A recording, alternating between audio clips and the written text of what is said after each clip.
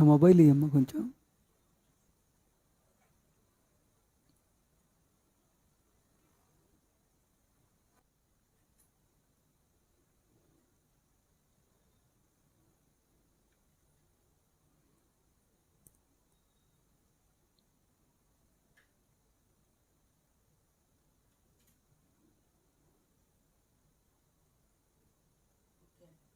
Yes.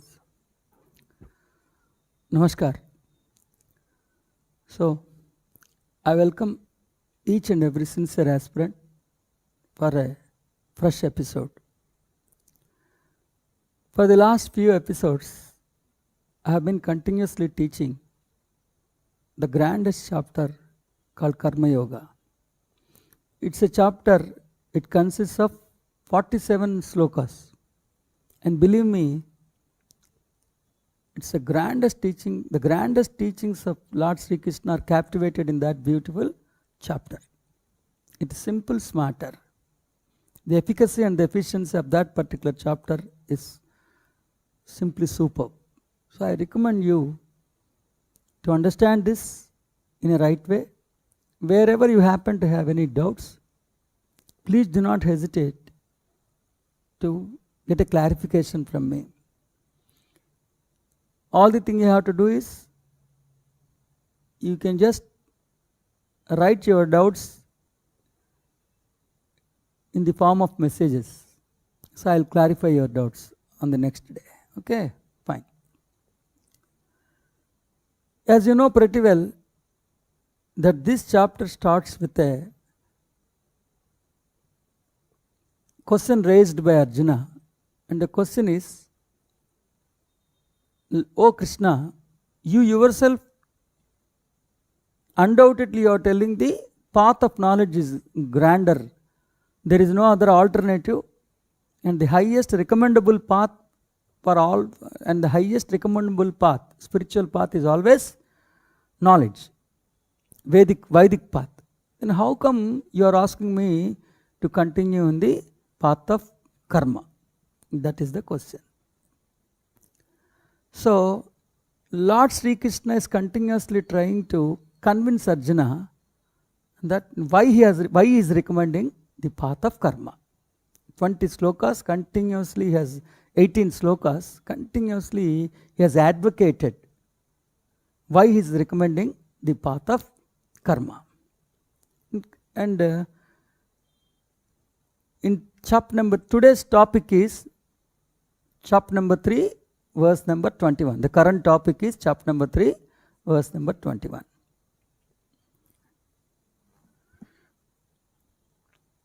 And the first and foremost argument, the first and foremost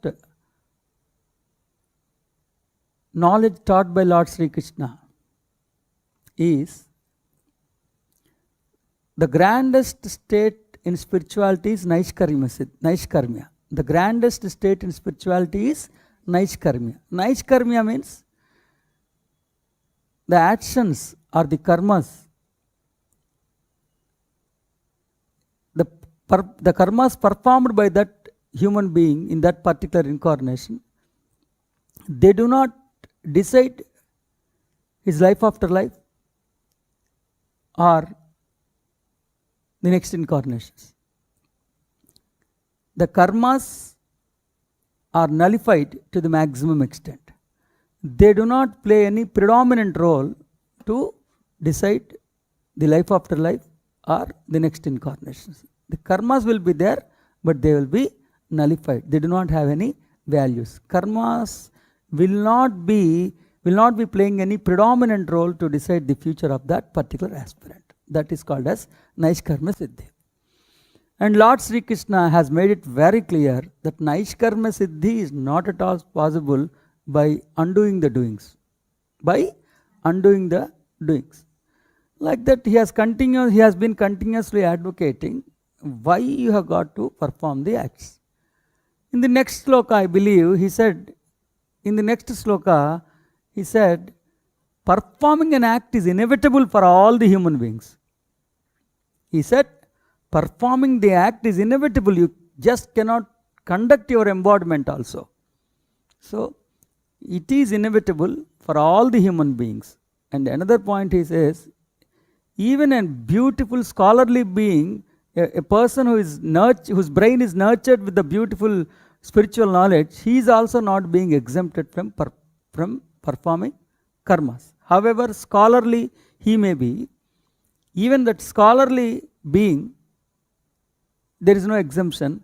He should also perform the necessary acts to lead the life on this earth planet, especially when he is embodied into an embodiment. And in sloka number 7, Lord Sri Krishna has beautifully suggested a way out. In sloka number 6, he said, never ever go for suppressions. Never ever go for suppressions. If you are still crazy towards physicality, ruthlessly if you keep on suppressing your desires, a day will come, you will burst like a volcano. So it is not the way out. It is not the way out. Suppression is not the way out. Like that he has continuously has been advocating Arjuna about the karmas.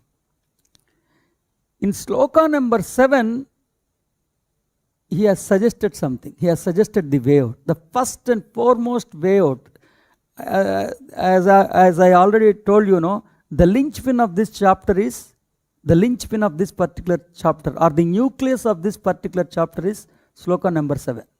The nucleus of this particular chapter is sloka number 7, where he said, the way out is not doing the acts. The way out is not doing the acts. The way out is not doing the acts. The way out is not doing the acts, not skipping the acts. It is not desiring.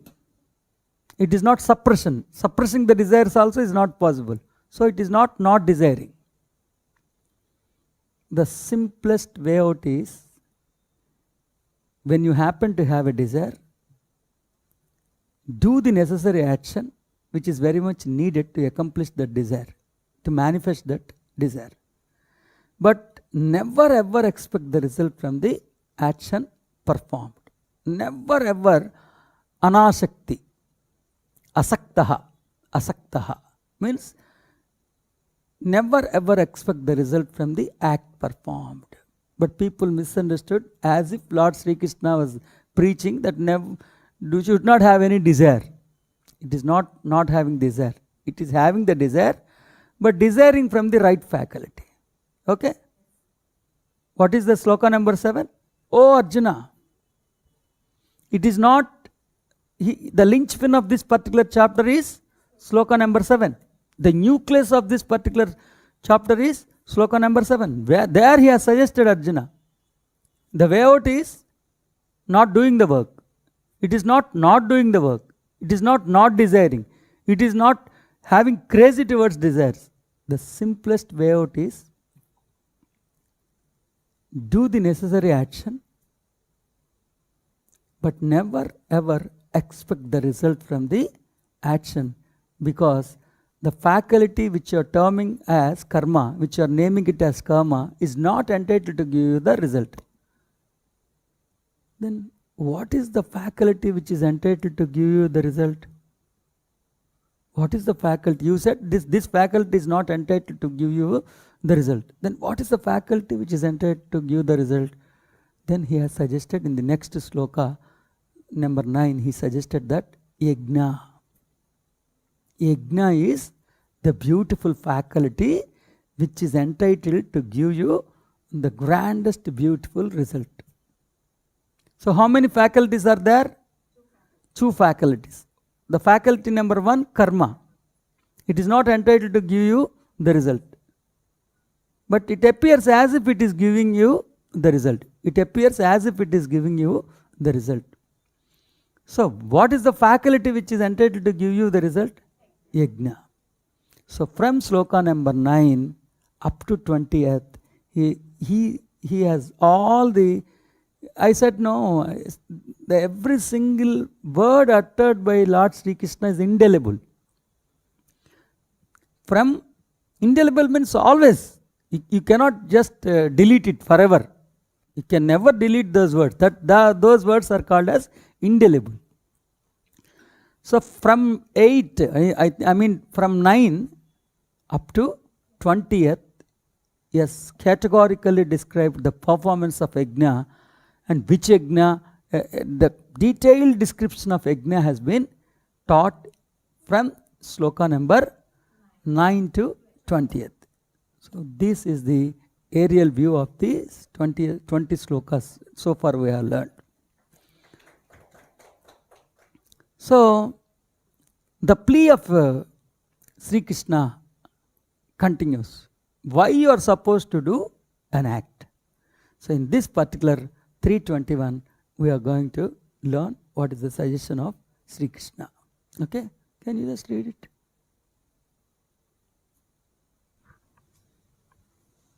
321. Whatever action Sloka. यद्यदाचरति श्रेष्ठः तत्तदेवेतरो जनः न स यत्प्रमाणं कुरुते लोकस्तदनुवर्तते. Whatever action a great man performs, common men follow, and whatever standards he sets by exemplary acts, all the world pursues. Whatever action a great man performs, common men follow. And whatever standards he sets by exemplary acts, all the world pursues. See, before explaining the insight of this particular sloka, I'll just give you an example. See, especially I have happened to meet a guru. A white beard, is 70 years old or like that. And he is a famous guru who teaches meditation. And he keeps on teaching his students that never ever use medicines. He doesn't use medicine. We do not know whether he uses medicine or he do not use the medicine. But he keeps on pretending as if he is not using the medicines.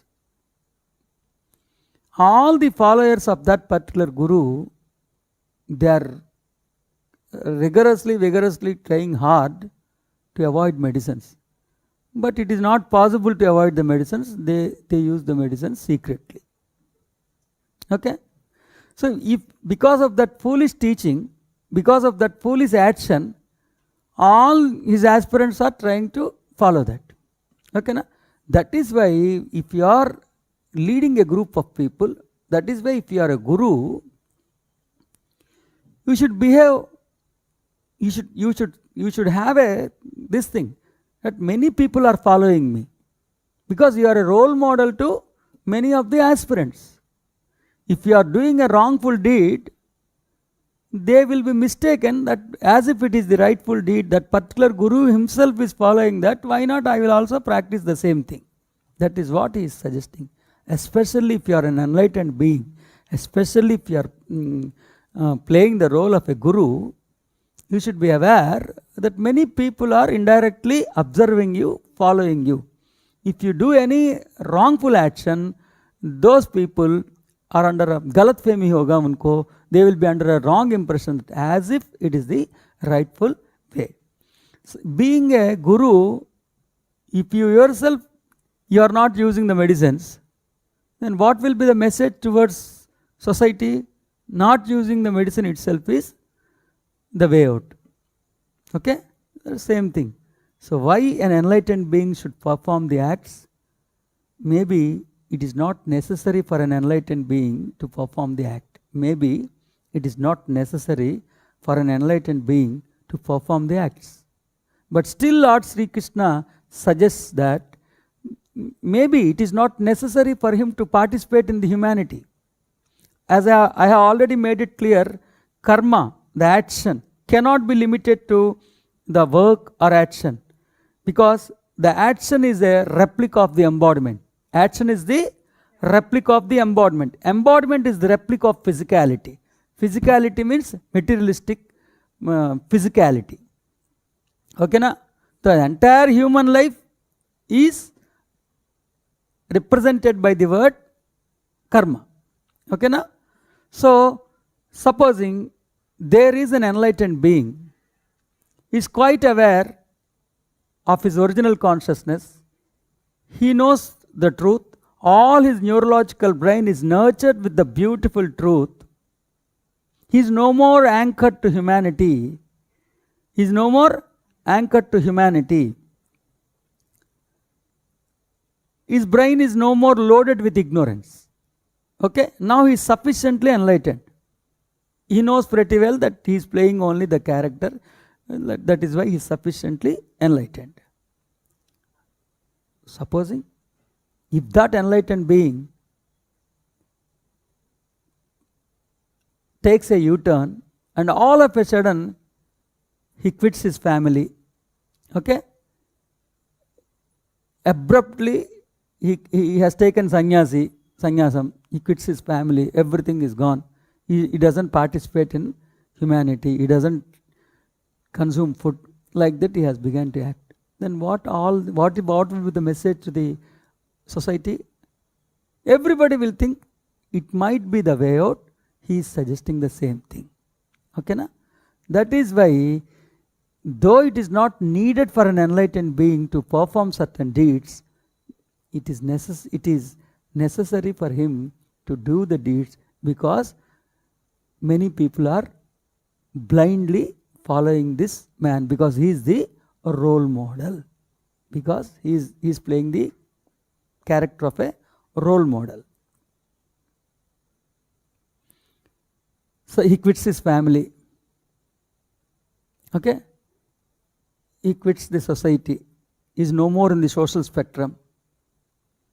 Now he lives in a forest. Everybody will go to forest. Then the forest will become the biggest town.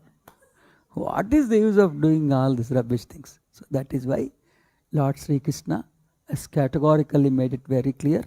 Yes, if you are sufficiently enlightened, I agree, you will not be crazy towards humanity. You will not crazy towards your family life, towards the affairs of human.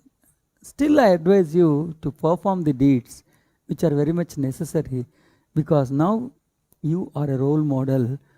Many people are indirectly imitating you, following you. Don't guide them in a wrong way. That is the insight of this beautiful sloka. So here also he has suggested to perform the deeds. Don't run away from humanity. Don't run away from humanity. You perform the deeds.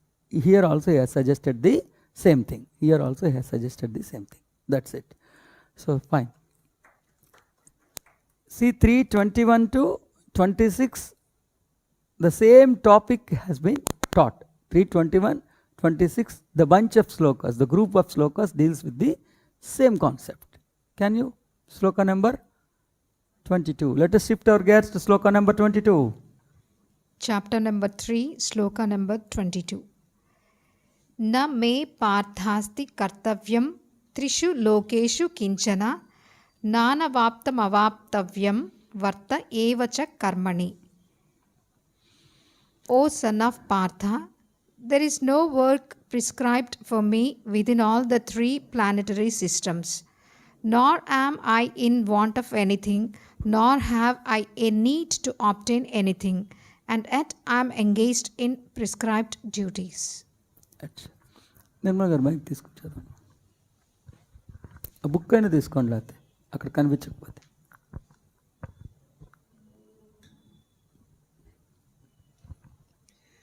O son of Partha, there is no work prescribed for me within all the three planetary systems, nor am I in want of anything, nor have I a need to obtain anything, and yet I am engaged in prescribed duties. So, Partha, there is no work prescribed for me within all the three planetary systems, nor am I in want of anything, nor have I a need to obtain anything, and yet I am engaged in action.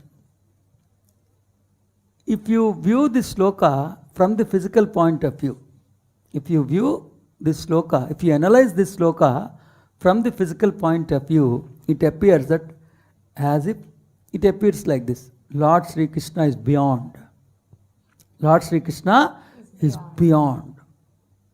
Is transcendental. Is a beautiful God. It applies only to Lord Sri Krishna. It applies only to Lord Sri Krishna. What it appears, there is no work prescribed for Lord Sri Krishna within all the three planetary systems. Trilok में कुछ भी नहीं है. In the three planetary systems are there, no? In the three planetary systems, there is no inevitable duty, must do, unavoidable. You have got to perform this particular duty. ऐसा condition कुछ भी नहीं है. ऐसा condition कुछ भी नहीं है. To whom? Not to me, not to you. Because he is Krishna. Lord Sri Krishna. For me, for you, there are duties. Again, I am telling. If you analyze this beautiful sloka from the physical point of view, it appears that Lord Sri Krishna is beyond. Lord Sri Krishna is unlimited. It only specifically talks about Lord Sri Krishna only. It is not applicable to all the human beings, but because Lord Sri Krishna is God, it applies to him. And Lord Sri Krishna says, in the three planetary systems, there is no binding thing to me. I am exempted from all the duties.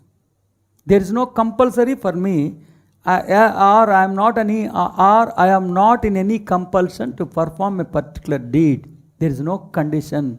Okay? In all the three universes, that is the thing. And nor am I in want of anything. Nor I do not have any desires. And nor have I need to obtain anything. And yet I am engaged in prescribed duties. So all the desires of Lord Sri Krishna are being accomplished, and there is a translation problem here, and actually it is, Lord Sri Krishna says, I had sufficiently, all my desires are accomplished, and he says, the entire three universes are not entitled, what should I ask from the three lokas? I have everything. If I have a lack, that lack should be taken care of by three lokas, three universes. But I am having abundance. So if supposing what is the lack, I am suffering. Am I clear? When I am enriched with abundance, so why should I ask these three lokas? So that is the thing.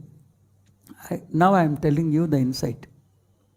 It applies to all the enlightened beings. It applies to Srestha. All the enlightened. Srestha means enlightened being. It applies to all the enlightened beings. What exactly is enlightenment?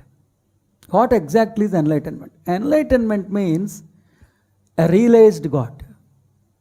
Enlightenment means a God realized. One who has realized his foreverness. One who has realized his creative inherent energy. One who has realized his immortality. One who has realized that he is a pervading entity, he is not limited to top to toe. One who has realized that he has created this beautiful universe with his thought power. So, tell me, a realized God or a God who has realized that he is God. God is on one hand, the entire universe is on the other hand. Tell me, there is no lack in God. Kada? God is loaded with abundance. Abundance. Tell me, when you compare the three lokas or the entire universe with the God, God is always giver. God is never a beggar from the universe. Because he has created the universe. He has enriched the universe with energy. He has enriched the universe with all the physical features. Then why the God will go and beg the universe? Show me a single thing which the God is lacking and the universe is enriching.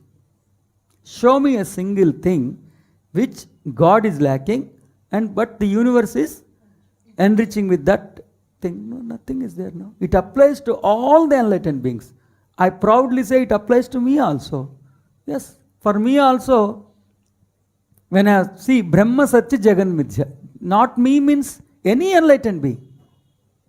Enlightened being cannot be misunderstood as performing any miracles. I do not perform any miracle. But still, yes, I am an enlightened being. I have sufficiently realized Brahma Satya Jagan Mithya. Brahma, when you have realized that I am the God, Brahma itself is Sat, all the universe is Mithya. It is only mirages. It is like mirages. How do you go and beg the mirages to satisfy your thirst? Am I clear? They are simple as such. So the first analysis from my point of view is it applies to all the enlightened beings. All the enlightened beings are enriched with abundance. And he doesn't have the word lack. So universe is not entitled to give something to the realized God. So, but still all the enlightened beings,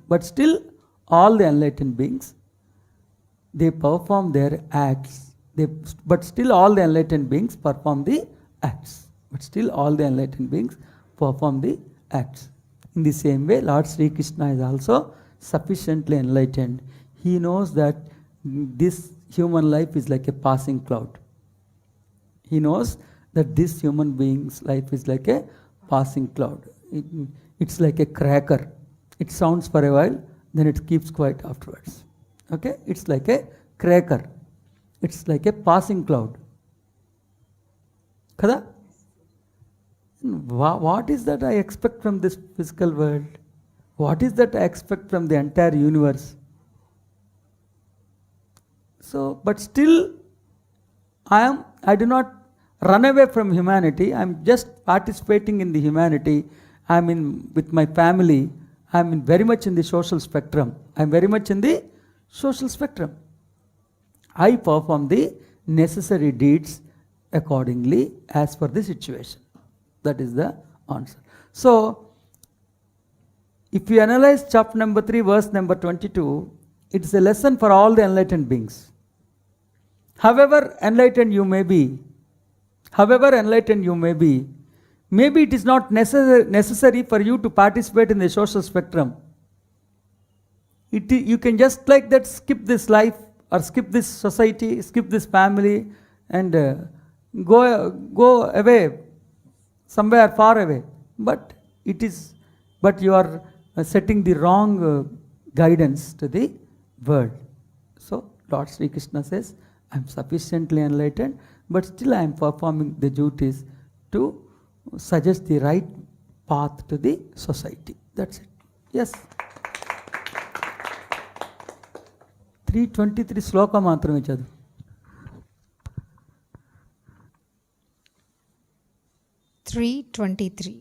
See, I have made it very clear now. I happen to meet a guru.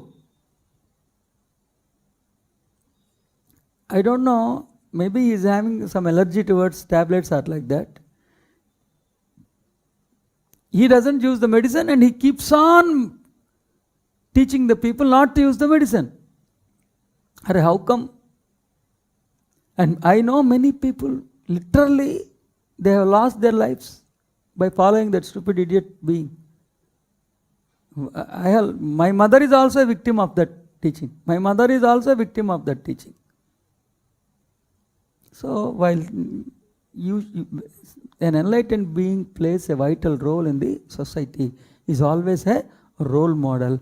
If he does something, everybody follows him blindly. So you should always be careful. Okay?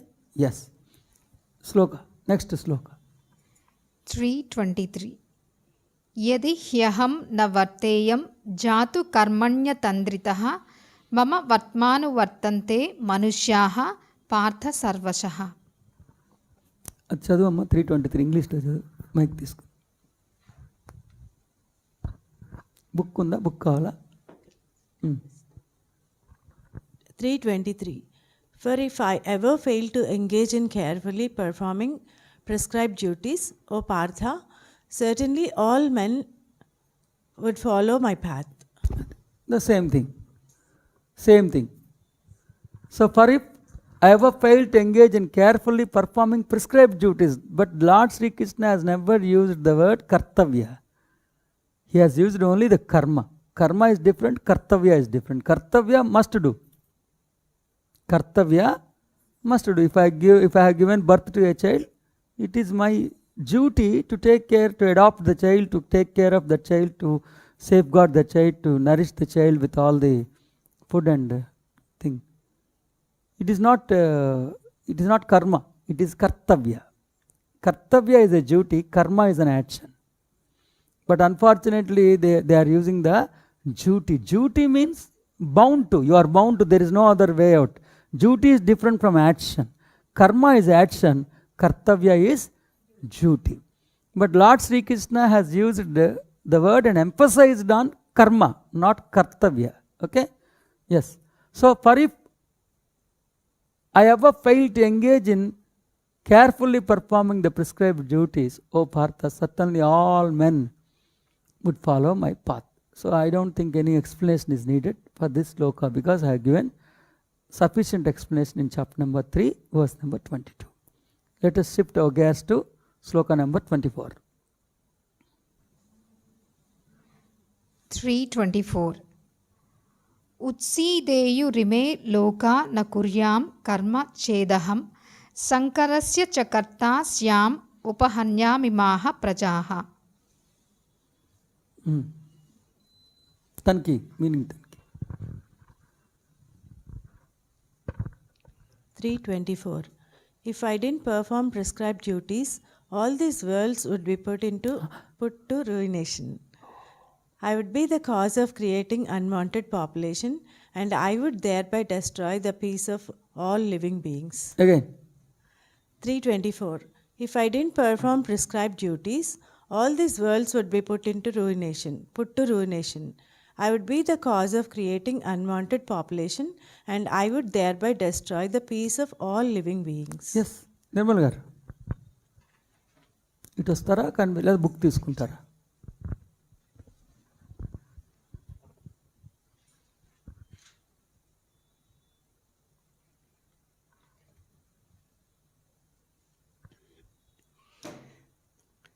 If I did not perform prescribed duties, all these worlds would be put to ruination.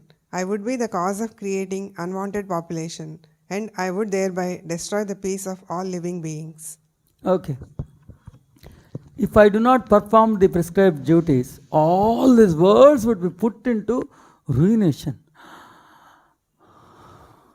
I would be the cause of creating unwanted population, and I would thereby destroy the peace of all living beings. See, my dear aspirants, I adore Krishna and I love Krishna. But still,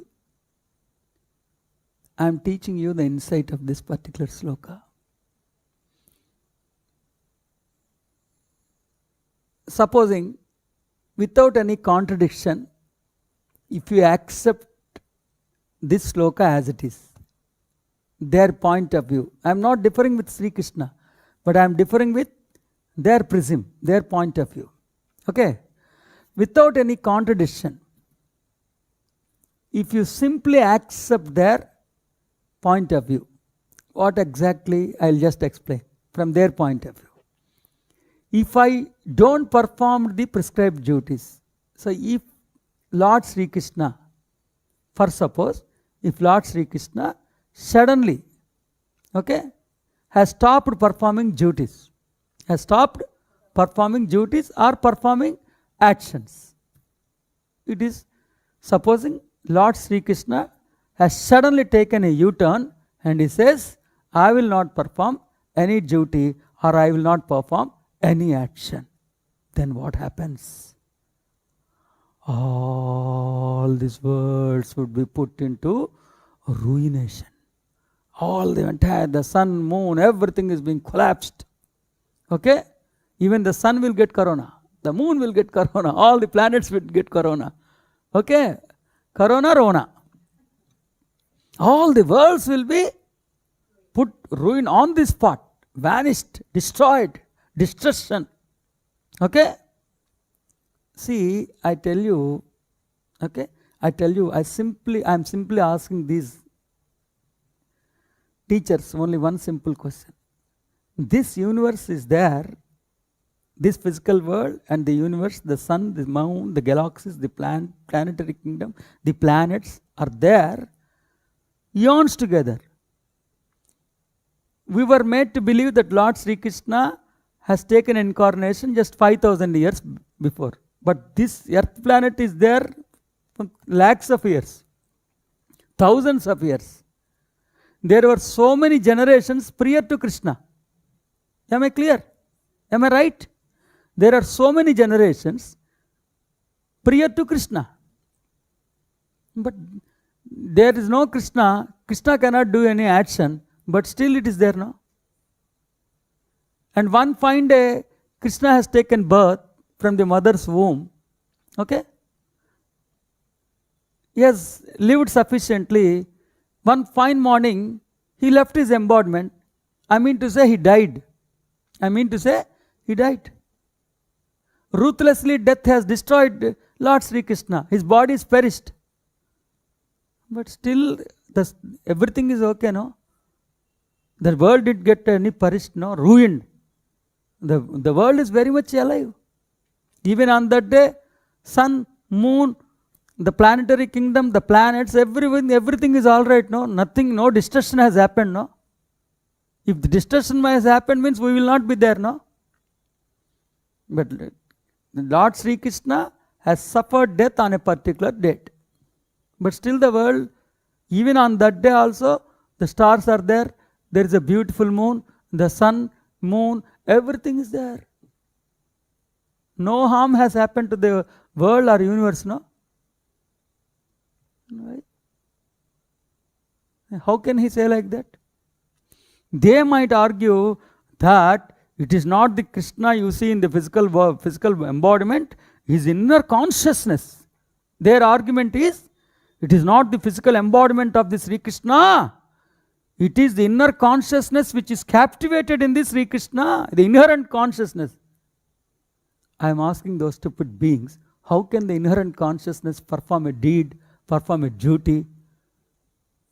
How can the inherent consciousness, which doesn't have any embodiment, which is beyond the sensory organs, which is beyond the physical world, how can it perform a duty? How can it perform a deed? Kada? Inner consciousness cannot perform any deed. Am I clear? So if you are talking about the physical embodiment or the character of Krishna, Krishna died, the world is flourishing. Even Krishna has not yet to emerge into this embodiment. The world is flourishing, rejoicing, dancing. Even on the death day also, the world is there now. No harm has happened now. Even till now it is okay now. No, their argument is, no, it is not the physical embodiment, you stupid being. The inner consciousness of Krishna, Krishna consciousness. Krishna consciousness, how can the consciousness do a work? How can the consciousness do a duty? How can the entire world follow the inner consciousness of Krishna? How can the entire world follow the inner consciousness of Krishna? Because Krishna himself doesn't, he might be knowing the inner consciousness of himself. But we cannot, how can we take the role model of inner consciousness of Krishna? So 2 points, it is not, am I clear? Point number 1, this entire universe is there even before Lord Sri Krishna has embodied into an embodiment. He has taken birth. Lord Sri Krishna has taken birth, sufficiently lived the life. One fine morning, the body perished, he died. Life is there on this earth planet. The moon, sun, they are rejoicing. The creation has continued, no? It is not ruined, no? Their argument is, it is not Krishna's physical embodiment, it is the inner consciousness of Krishna. My answer is, How can the inner consciousness perform a duty, perform a deed, perform an action? Action doesn't apply to consciousness. And second argument is, Lord Sri Krishna has categorically, he has made it very clear that I am the role model. If I stop doing the work, entire world will follow me. Unnecessarily, I will be responsible for them to guide in a wrong way. Wrong way. He is very much talking about his embodiment. His inner consciousness, nobody knows his inner consciousness, no? So, if you view from that point of view, there is a, their point of view is wrong. If I do not perform the prescribed duties, all these worlds would be put to ruin. But actually, Lord Sri Krishna has only simply said that if I stop doing an action, if I quit the society, if I quit the family, if I quit the humanity, what happens? If I keep on renunciating the things, if I renunciation, renunciant. If I keep on renouncing everything, everybody will do the same thing. Suppose if Lord Sri Krishna has taken renunciation, okay? Because everybody has began to take the renunciation. The farmer is not going to his land, simply stopped doing agriculture. The king stopped governing the people. Everybody, all have taken renunciation. Then what happens to the society? There will be a standstill position in the society. It is not at all recommended. That is why I will be responsible to keep the entire society will be in the chaos. Mother is not taking care of the child. She said that I am the renunciant. I have renounced this world. So you are not child to me. I am not your mother. And what happens? See, for suppose Ram Gopal Verma, one director is there. He has sufficiently enjoyed the love of his parents. He has got a love marriage, blessed with a child. Now he says that I am not interested in the society. This marriage should not be there. I hate this system. If everyone follows like that, now what happens? There will not be any family. But that person has sufficiently enjoyed the love from his father and mother. If nobody, they don't get married, no, then what happens? Who is going to take when mother's love? From where we will get? The father's caring, from where we will get? Suppose if Lord Sri Krishna has renounced this physical world, he has become a renunciant, everybody has begun to, that is what has happened with Lord Buddha. The same thing Lord Buddha has done, renouncing the world. If everybody becomes a sannyasi, then what will be the fate of this society? What will be the fate of this physical world? That is what. Then he will be responsible for creating chaos in the society. That is the inner meaning of this thing. In 322 applies to all the enlightened beings. Believe me, an enlightened being enjoys the abundance to the fullest extent. The physical world is not entitled to accomplish the desires of the enlightened being. An enlightened being is there to bless the physical world. Believe me. So, 325. Just sloka. 325. Saktaha karmanya vidvamso yatha kurvanti bharata kuryad vidvams tatha saktaha chikishurloka sangraham. Nirmal garu.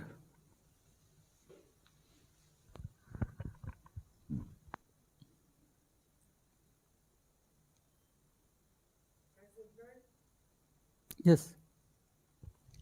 As the ignorant perform their At duties. this juncture, I just want to make it very clear that the grandest being, the beautiful being, Ambedkar, he is not into Christianity. He is only the Buddha follower, that's all. all the Christians, Ambedkar is the role model for them. But Ambedkar is against Christianity. He has used so many sentences opposing the Christianity. Is quite contra to the Christianity, not Bible. He was very much opposing Christianity and he has taken Buddhism. Okay? Out of context, but still I want to teach you this thing. Yes. As the ignorant perform their duties with attachment to results, the learned may similarly act, but without attachment, for the sake of leading people on the right path. So he says, if you are sufficiently enlightened, so I'll just read it. As the ignorant perform their duties with attachment to results, the learned may similarly act, but without attachment, for the sake of leading people on the right path.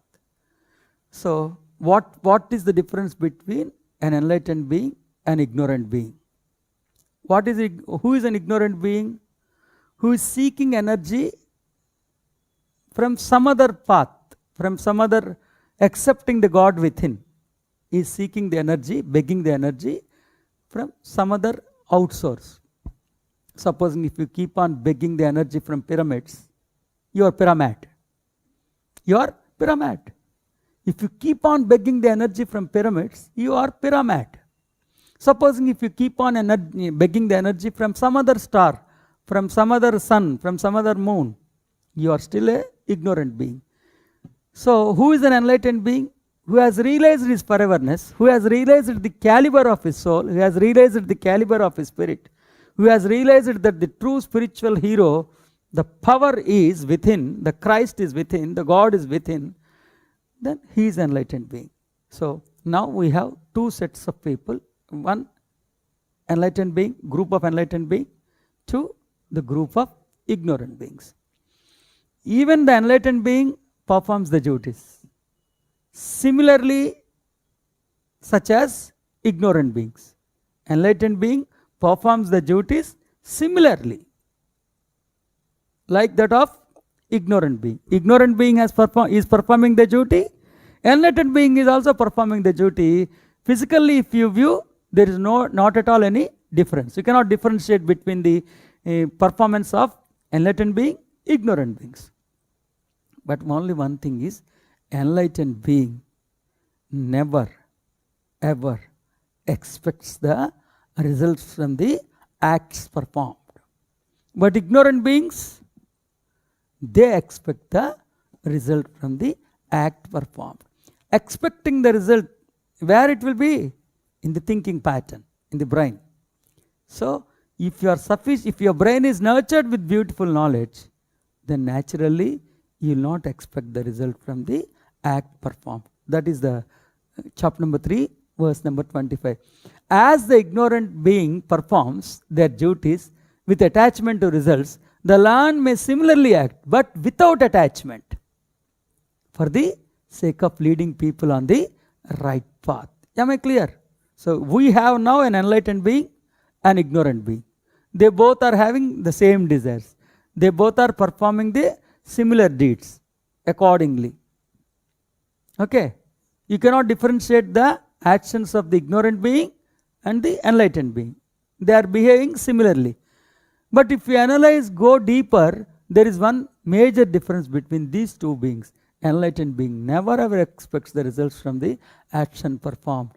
For him, always the source of result is Mahashiva, God within, Christian, Mahashiva, the beautiful soul, the inner hero.